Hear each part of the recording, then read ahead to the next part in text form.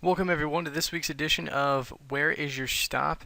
I'm Josh Hawes, this is Hawking Alpha, and it is after Labor Day. So hopefully you guys had a great break, good vacation if you were gone.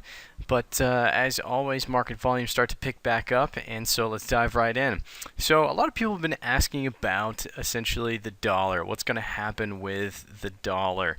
And so, we figured that a good basket representation of what was going on with the dollar would be probably the best estimate, and so we're going to be choosing the UUP. That's an ETF that kind of gives us that representation instead of focusing in on one singular pair in representation to the dollar. So let's take a look at what's been going on. Obviously, there's been drastic effects in the euro and with the yen.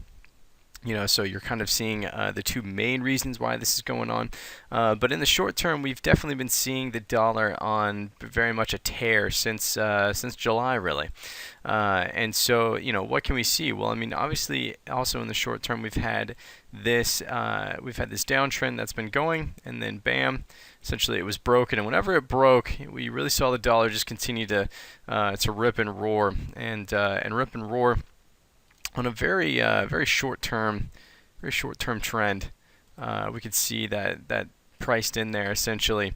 And so, from a very large macro picture, when we take a look at what was going on, I mean, we were seeing all the way back in 2011 the support area in the dollar, relatively speaking, defined by the UUP, around that 21 mark.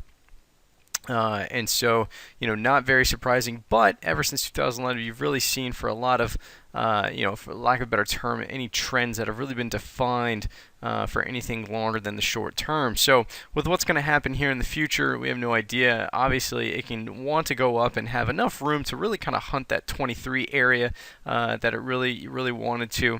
But obviously, it can come all the way back down and test that 21 support area. Although, as we take a look at this guy, we had our entry date here around the middle of July. That was the last time that we had a long entry date in the dollar, and we were kind of, even with the market move up, we were pretty stagnant with our initial stop and staying outside of that noise. And then all of a sudden, volume and volatility and price action really then caught up with itself, and so we've been steadily moving up our trailing stop pretty aggressively, relatively quickly. So as volume and price action have moved quickly, we have been adjusting quickly as well, and that's a key tenet of what we like to do, is to be able to adapt with each individual asset class that we are trading. So with what happens here from the dollar, we don't know, but we do know that we want to stay outside of the noise on that. Obviously this is around the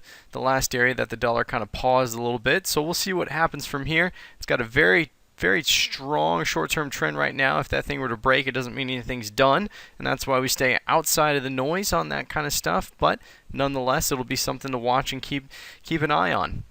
Alright guys, to helping you beat random and stay outside the noise, we look forward to talking with you next week.